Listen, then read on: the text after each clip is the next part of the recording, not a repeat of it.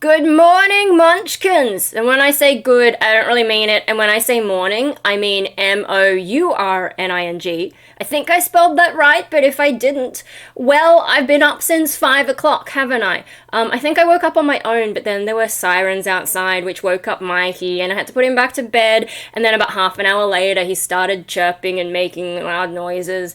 And, I think the benefit I got from COVID in terms of my sleep, I think that's already worn off. Like, I was able to get back to sleep okay, but the last couple days hasn't been that way.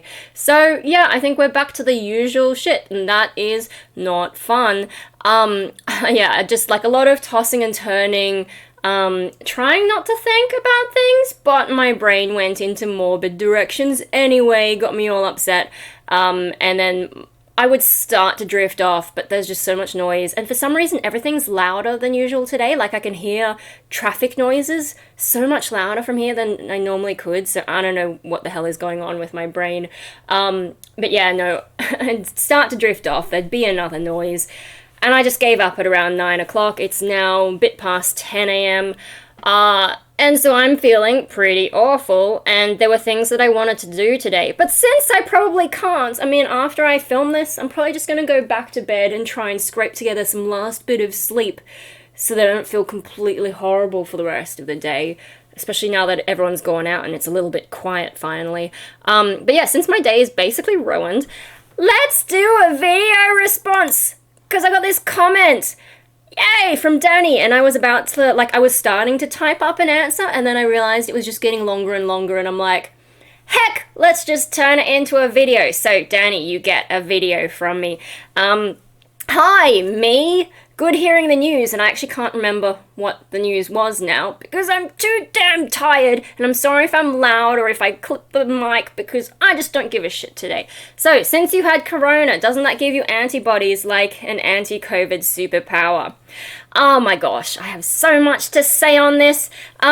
Okay, so, a few things. This is the first time I've tested positive to COVID, but it's probably not the first time I've had COVID. You know, my family was very careful early on in the pandemic because everyone has health problems. I mean, you know, disabled brother, parents getting older, both have health issues. So we were very careful. We also, because of the disabled brother in particular, we also got like every vaccine as soon as we were eligible. So I've had 5 COVID vaccines at this point. The last one I had was about 2 months ago, and that was my first bivalent vaccine. So the downside of getting vaccinated early is that, you know, we've sort of missed out on the bivalence, because if we had waited, then we would, but, you know, I don't know. I haven't really been following how it's all developed, but, and I don't even know, like, is the bivalent one with Omicron now? Anyway, so most of my vaccines were for the original strain. COVID's evolved since then, so there's that. Also, like, potentially waning immunity, but I don't know, because I recently had, like, 2 months ago, should have protected me, like I should have been at the height of the immunity that the vaccine gave me, but unfortunately it didn't work out like that. Also, when I've probably had COVID in the past, because, you know, someone did test positive, and we all got sick around the same time. I didn't test positive. I didn't test positive on any PCR. I think at that time we all did rats, and, yeah, I didn't test positive, but I remember being kind of, like, sick and needing a day or two, but then getting over it really fast. So I probably already had COVID just, like, naturally. So I've got all the vaccine immunity, and then I've got mild infections immunity, and that didn't work. And I think part of the reason, like, having antibodies and all that, it only works if your immune system is working. That's why, like, there's all this concern about people with immune conditions, because you can vaccinate the shit out of them, their body just won't produce enough of what's needed to fight off this disease, or any disease, really. Also, it kind of depends on, like, the quirks of people's immune systems, because some are better, like, adapted to fight certain diseases, and some are better adapted to different ones, and so there's a lot of variation between people. But, you know, the point about immunity, I mentioned before that in previous videos, that my immunity was probably compromised by stress, and it was, like, such a high level of stress. I know I'm probably, like, always a little bit stressed because of mental illness, but, you know, because of events that happened right before I got sick, like the coincidence, it's I don't think it's coincidence. I think the timing of events shows that this dip in immunity for me was likely stress related, because I was in a really bad way. Like, I came out of therapy feeling the worst I have ever felt after therapy, probably. Like, I've been disappointed by therapists, but this was like having dad there and the things going on, and we didn't have a proper debrief, and so, you know, like, I had to go to the bathroom, have my little breakdown with like this whole silent screaming thing. I don't know if I mentioned that. I had to do that in the bathroom and calm myself down. It took a good 5 minutes at least. You know, sort of clean up my face as best as I could and try not to make noise, because I don't need a building full of psychologists to come rushing out at me. So, yeah, I was in a really, really bad way. Really high levels of stress, and stress does kill your immune system. So try not to get stressed. Easier said than done, right? So as much as I might have had antibodies from vaccines and from past infections, if I had no immune system, they wouldn't be able to do anything, right? So I think that's how I got COVID. And so in terms of like, now am I immune? Now that I haven't had a worse infection, now am I like fully immune, COVID superpowers? Probably no, because the next time I get really badly stressed, my immune system will be like, right, I'm out, and just leave me to deal with it. Another thing is there are people who keep getting reinfected, and that's another sign that their immune system is not working properly. I think Dad was saying he met some lady at the gym, or knows some lady who has had at least 3 rounds of COVID, and each one gets worse for her. So maybe it's like gradually chipping away her immune system. Like, the immune system gets through it, but then is struggling somehow. Like, you can, I think you can overstress your immune system as well if it's constantly fighting infections, because your body still has to produce all this stuff, and so you need to take in energy so your body can produce the things to fight the infections. And I think as you get older as well, your immune system goes down. So there are a lot of reasons why having a COVID infection doesn't mean you're safe, or having any infection. There are some things that the body is better at fighting off once it's had exposure, and those are the vaccines that work better. For example, measles vaccine. COVID is a little bit different, and the way that coronaviruses work seems to be trickier for us to develop vaccines to. Like, this is the first time we've successfully made any kind of vaccine to a coronavirus, as far as I understand. I listen to all those podcasts and shit. Bloody Norman Swan, I haven't checked in with him in a long time. But yeah, no, there's complicated stuff. A lot of viruses are different. So yeah, I probably am not an anti-COVID super whatever. Okay, moving on to the next bit, getting out of the house and fitness. Do you have people doing Tai Chi somewhere near you? Maybe meeting in a park on a regular basis where you could just tag along, and if so, would that be something for you? No. I have seen like the odd Asian guy, who I'm going to assume is Chinese, up around the Oval, but I think he's usually first thing in the morning, and I haven't seen him in a long time because I haven't been around first thing in the morning. Like, I think there was a period of time where I did try to get up early, but then sometimes I see them later in the day too, so maybe they don't do it first thing in the morning anymore. I don't know, I think, like, you know, the whole chi thing is supposed to be like you get the morning energy from the morning sun or whatever, and it's supposed to be stronger than the energy later in the day, and some bullshit to justify morning people. But yeah, I don't know that he's doing Tai Chi though. It might be like that Qigong, or I don't even know how to pronounce these things. Something related to Kung Fu. Like, there was this Kung Fu guy. I did Kung Fu locally, and he was into that, like, you know, Chi kinds of shit. And yeah, it's not for me. The slow movement thing. I mean, I did Taekwondo. I'm a black belt in Taekwondo. And that one actually I think suits me okay, because if you think about female bodies, like, I don't have muscles, especially in my upper body, but what I do have is a bit of leg muscle, not as much as, I guess, a dude, but that's my best chance. My biggest muscles are in my legs. If you think about the fat distribution on women as well, it tends to go down to your legs, so I guess I've probably got more mass down there, even though I don't have that much fat, but the fat that I do have is probably in my legs. So in terms of like kicking power is always going to be stronger for me than my punching power. I know, like, if you angle things right and you can do things decently, but, like, honestly, like, I've got nothing in here. I'd probably break my arm before I broke someone else. So, yeah, I think Taekwondo is probably a good martial art for a female, at least if we're talking self-defense. I realize Tai Chi is probably not that, and you're thinking more the fitness and the getting out of the house, but it just doesn't interest me. Now, I wouldn't go back to Taekwondo either. I know there is some group locally, and I have been to some of their classes. I can't remember. I think they were the same code, because there were 2 codes of Taekwondo, and I think mine has been kicked out, so all my patterns would be dead anyway. And so even if this place was the same code, nowadays they would have switched to the other code, and so I have no idea what's going on anymore. So there's not really any point. I don't want to start over from scratch. And then, like, doing the patterns, it's like dancing but boring. At least with dance, there's music. And then you're like, okay, why don't you do dance? Because there's no good dance around, especially for adults. I have done dance locally for adults, and, like, I tried even belly dance, and it was just full of the local mothers. The beginners group was okay, because it's like a beginners group, and so everyone's learning the moves. But the intermediate group, often the mothers would just, like, congregate in a corner. Instead of dancing, they'd just be chatting, and it's like, the fuck did you even come here for? So there's that. In terms of more interesting dance, like, I did things like tap and hip-hop. I also did ballet when I was really young, and I was kind of good at it. They wanted to, like, they tried to do the whole scholarship thing with me, and I think they wanted to turn me into, like, a ballerina, and I was just like, ballet's lame. I also, actually, I didn't want to do character. I was just like, those horrible cloggy shoes and acting like that, like, if I was going to do ballet, make me do the real ballet, not character. Fuck off.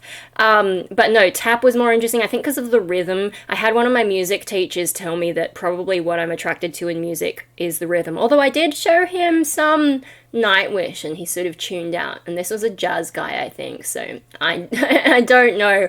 I think, though, with the classical stuff, what I enjoyed was more the girly singing, because it fits my voice, and there's, like the type of singing, there's a lot of energy in it. Anyway, music tangent. No, what was I talking about? Doing tap dancing, the rhythm. I can still do bits and pieces of that. I haven't really tried it in tap shoes, though, because I don't want to ruin everyone's floors. Is there any tap locally? I don't know. I mean, Mum sometimes does tap at the gym. She got into it. But I don't want to go to the gym. I don't want to pay those fees every week, and I don't want to be in a room of old ladies, because that's what it is, apparently. It's just these little old ladies trying to do tap and struggling, and they don't work towards a concert or anything. I need something to work towards if I'm doing dance. With hip-hop, locally, I don't know of any groups. There used to be a group, like the place that I most recently did tap and hip-hop used to be local, but then they moved closer to my old school. And, like, that was fine when I was in school, but I'm not in school anymore, and I haven't been there in a long time. And so, like, their tap was okay, because, like, instead of being old school tap, they combined it with hip-hop, and then they also had the hip-hop classes. Now, I can't find any tap locally that I like. In terms of hip-hop, I know there's hip-hop in the city that is at a higher level and probably does do performance-y type stuff, but it's in the city, and it's in an annoying part of the city, not in the middle of the city where it would be easier to get to, but on the edge. Hello, Hopey. Have you come to see what I'm ranting about? Yeah, so that kind of doesn't really help me either. I don't know, dance, and then, like, other kinds of dance. I mean, hip-hop is sort of borderline anyway. You want to come up? Oh, I'm sorry. Yeah, I know. It's a bit weird for me to be ranting at this hour. Oh, my goodness, you don't like changes to routine. Sweetie, oh. Are you shaking? What's wrong? Oh, what's wrong? Why are you shaking? Oh my goodness, he's shivering. I don't know what's going on. Oh, that's okay. Let me just check you. No? Okay. Everything looking okay? Okay. Yeah, okay, sorry, I'm just checking his boy problems, because he's had interesting boy problems in the past. But no, that's not his problem today. I don't know why he's shaking. That's okay. You're a good boy. Maybe it's just because I'm ranting at 10 in the morning and this is not the routine. I should be in bed and he knows it. Yeah, no, the thing about a lot of other music groups, like dancing, different forms of dance, is I don't like the music. Like hip-hop, I can do. Not all hip-hop, but at least hip-hop has a beat. And a beat that I like. But yeah, it's sort of borderline in terms of things I enjoy. I have heard, like, you know, people have done, like, metal yoga or something, but, yoga, also, like, the upside down positions, I have low blood pressure, it's not good for me. I get dizzy when I stand up, and, like, lately I've had a lot of those problems. Oh, were you just cold, maybe? He's settling down now, he's settling down. And then, like, when you say metal yoga or whatever the fuck, usually people mean like mainstream metal, or like the elitists have a very specific idea of what counts as metal, and I might rant about that some other time. But yeah, like, you know, they'll play stuff like Metallica, and I'm like, I like maybe one of their songs, and only because it's like a duality thing. Otherwise, it just sounds like hard rock to me. I'm so desensitized. So the chances of them playing music I actually like, good luck. So there's that. Like, you know, this is one of the reasons I probably need to be in a band, because then if I'm practicing stagecraft, I haven't done headbanging in a long time, so I think I will struggle if I need to get back into that. And I don't even have the long hair at the moment, so. But yeah, like, you know, practicing running around on the stage, running around at band prac, that's probably better for me. And then another thing about fitness, like, it has to be something that engages my brain. So, like, when I go for walks with this little one, because there's nothing for my brain to do, often I have some of my most depressing thoughts when I'm doing that type of exercise. Same, like, you know, I had a gym membership many years ago, and like just running on a treadmill or something, and they've got terrible gym music. I know I could block it out with my own shit, but it just, like, you're just doing this repetitive motion. Like, yeah, the classes are repetitive, and then the individual stuff's repetitive, and my brain has nothing much to do. So, like, the type of exercise that I need, the type of exercise that worked for me, apart from, like, band stuff. Oh, do you want to go down? Okay. He's warmed up now. Oh, he just used me as a heat bag. Like, he's the chihuahua. He should be my heat bag. But no, I'm his heat bag. Whatever. Yeah. What was I talking about? Those exercise at the gym, doing repetitive stuff. Okay, so apart from being in a band, what helps me with exercise is, like, doing the scare acting, because you're running around chasing people, and that's fun, and then coming up with ways to scare people. Also, wild ropes, high ropes, those kinds of things, where it's like an obstacle course, and so I'm moving physically, but I also need to use my brain to figure out where I need to put my arm or my leg to get to the next platform and get through all the obstacles. Trouble with that kind of thing is it's expensive! And the trouble with the scare acting is it only comes around once a year, because I don't trust the Easter shows one anymore. And, yeah, also, it's quite intense, and it might be a little bit too far above me at the moment, because I've just gotten so bad. Oh my god, what the fuck? Is that a fly or a bee? I don't even know. I don't even know where it was hiding. Goodness me. Looks like a bee, and it's gonna die. Oh, maybe Hope got... Hang on, let me pause. Alright, sorry about that. And sorry if the audio gets out of sync since I paused it. I just wanted to check him to make sure that he didn't get stung. I think if he did get stung, he'd still be unhappy, though. Now he's having another hug. He might have just gotten scared, because he did get stung once. And, so maybe he's a little bit nervous around bees. And that one's, like, followed him in, or I don't know where it went while I was out in the other room, but, yeah, I'll just keep checking him and see if there's a sting, but, wow. Yeah, no, so, the kinds of exercise that work for me tend to be expensive or otherwise inaccessible for whatever reason. So that's a little bit of a, yeah, fitness isn't a good reason to get out of the house. Better reasons to get out of the house. There's an Egyptian exhibition coming to Sydney, but I can only do that once, really, because why would I go again? There's not really any movies. I do have, like, a movie voucher that I need to use at some point, but, yeah, for now, I don't even know, are there any good movies anymore? And I'm so bad, like, I haven't even started on my Xena box set that you can see just over there. Oh, sweetie. Oh, sweetie, he's so cute. Yeah, so, I don't know, going to gigs, probably my best bet. I've got to keep thinking of things, though, because I can't do that all the time. That's tiring as well. So, I hope I answered that bit. It's like taking me 10 minutes for each bit. Okay, so the last bit. I get confused when you talk about bonsai being hard work. I always thought of bonsai as some sort of meditation, like it's tiny trees, how hard can it be? We get this a lot at work. We get a lot of people going, oh, it must be so great to have bonsai as a job. It must be so zen. You must be so relaxed. But every time I come into work and my boss sees me, he's like, oh, thank God you're here. We've got so much to do. I'm so stressed. Like, he's constantly stressed. Maybe if you had one bonsai, it might be some kind of meditation. But the people who get into bonsai rarely have one bonsai. It's one of those things where, like, you start and you're like, oh, wouldn't it be cool to get one doing this? And wouldn't it be cool to try this? But I can't try that on this tree. I'm gonna have to get another tree. And then you find another tree, like, you know, you'll just be somewhere random and you'll be like, oh, that tree, I could do something with that tree. And, yeah, it gets carried away. So, you know, bad enough I have a gazillion of my own bonsai. It's too many. I've definitely reached the point of too many. Sorry, babe, there you go.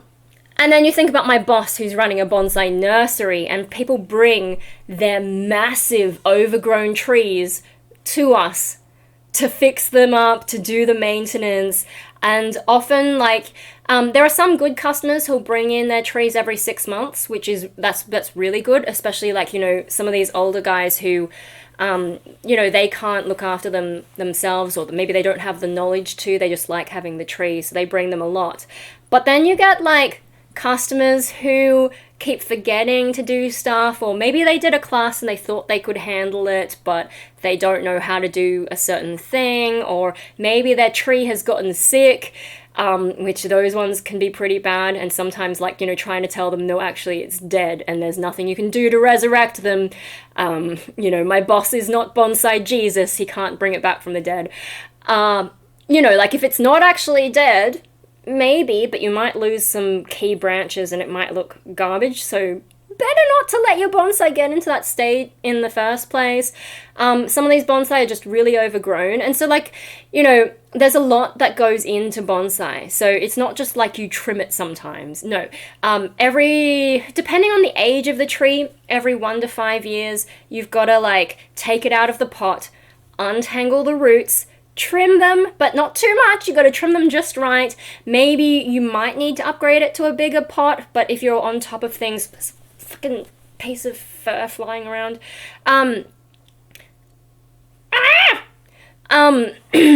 Yeah, so, maybe you need to go into a bigger pot. If you're doing a maintenance regularly, and if it's not like a super fast growing tree, you might be able to keep it in the same small pot, but sometimes you got to upgrade them.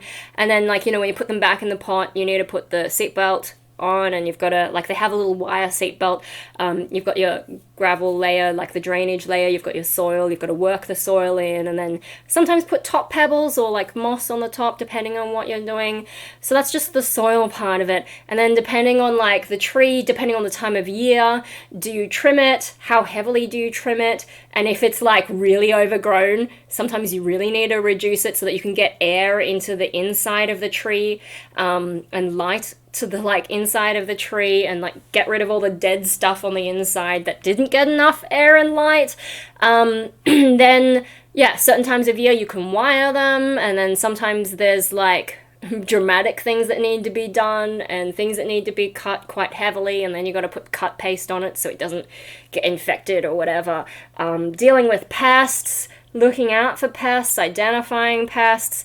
And then, you know, when you're working on other people's trees, you want to do all that work without killing their tree. If I kill one of my trees or if I lose a key branch, that's my own fault. But if we do it for someone else's tree, that's bad news.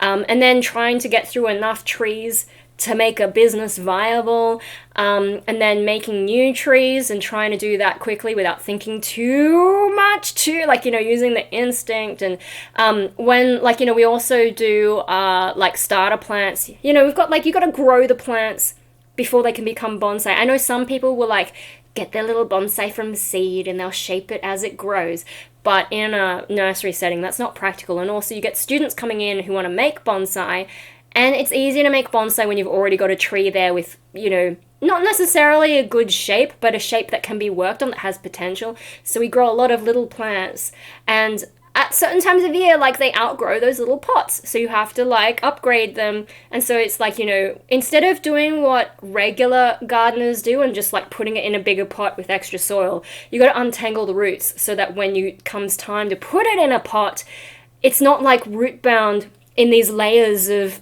you know, small pot, bigger pot levels of, no, you've got to untangle it. So when you're repotting, take it out, untangle it, put it in, more soil, you know, pack it down, put some fertilizer in, and then the next one, and, like, this whole production line. And so you're actually doing a lot of physical work. And then some of these trees are so big. Like, if I had to run a nursery myself, I would just ban trees over a certain size. If I can't lift it by myself, I'm not working on it. And it's worse when they've been watered as well, because water is heavy. A dry bonsai is lighter, but you don't want dry bonsai because then they die. But yeah, there's actually, like, you know, some of these trees are so big. I just have to let my boss do them because I can't physically deal with them. Sometimes the trees also get stuck in the pot and you have to break the pot, which is always a bit sad. It's just, like, there's all kinds of madness that you see in a nursery that you wouldn't see if you were doing your own bonsai, I think. And yeah, so my boss is often stressed. I think also, like, that's just his way of dealing things. You know, I go in one day a week and I just do the thing, but it's not my business. I'm, like, you know, it's not my livelihood, whereas it's his livelihood. And I mean, he has an extra job as well doing garden maintenance, but yeah, his parents started the nursery, but they're getting a lot older, and so, you know, he's got to take over, and he's doing more and more of that work, and then got to learn some of the background stuff, and like, you know, probably have to get an accountant at some point. I don't know, he's not really a numbers guy, but I think he was trying to learn that as well. And yeah, like, you know, tiny trees, some of these are not tiny trees, especially when you have a really big forest setting. And some of the pots, I have seen pots that are so big you could basically plant me in them. You know, like, and the bigger ones tend to be more impressive. You know, small ones, you know, if you get one that's really old and really interesting and really well done, they can look cool, but generally it's the bigger ones that are more interesting. If you have a chance, you should go to a bonsai exhibition and see what it's really like. But yeah, no, my boss is, like, always stressed when I turn up. And we always get through things pretty well. Like, it's unusual for us to not get through what we want to. And yeah, like, it's kind of a misconception, I think. I think it's more the casual people who find it zen, or maybe, like, people who have a different attitude, because there are different bonsai nurseries, and I think they don't put in the same effort that my boss does. Like, I think my boss actually cares about people's plants, but we had a tree come in that was worked on by someone else, and they almost killed, like, the person who worked on this tree almost killed it for this old couple, and you know, it needed a bit of a redesign, and so we had to get it back to health and all that, because, like, yeah, this absolute cowboy just came in and essentially ruined their tree. So yeah, I think, like, the nursery that I was working at, they actually give a shit. So yeah, you know, like, if you don't give a shit, you're not going to be stressed, are you? But if you do give a shit and you do want to do a good job and all that, and I think he's one of those guys who takes his work seriously. So there's that. So yeah, we often get that thing of people saying, "Oh, you know, it must be so relaxing," and I'm like, no. And we're both metalheads, and unfortunately, the way it's set up is like it's sort of like two businesses under the one sort of warehousey, greenhousey roof, so we can't play our own music, and probably shouldn't play our own music in front of customers, but if we had the choice, we'd both be listening to heavy metal, so, you know, it's so zen that we're all like, ah, bleh, bleh, bleh. Just sort of out of our minds with rage. So I hope that answers your question. You got a 30-minute video out of me. And I'm gonna go back to bed. Because fuck everything. I was gonna record some vocals today, but I think I'm just gonna be too tired to like really do it properly. So I'm gonna have to do it tomorrow. But then we have family coming over for dinner, and I'm gonna have to talk, or maybe I'll just be quiet. I'll just be like, because they'll all talk about, you know, normal people stuff. Maybe I can just get away with not saying anything. So maybe I should just have a quiet day today. I'm so fucking tired. But if I'm fucking tired tomorrow again, that's going to suck. Maybe I should do my cleaning tomorrow before people get here. Then I can have Sunday a bit more clear. Maybe that's a plan. I want to have it recorded by the end of the weekend, though. So I can send in this audition and move on with my life. Anyway, stuff and things. Join my cult. I have news about my cult. You can now join for free. I should probably make a proper, like, separate video about that. But you can join for free, and I'm going to start posting on it a bit more like Facebook, I guess.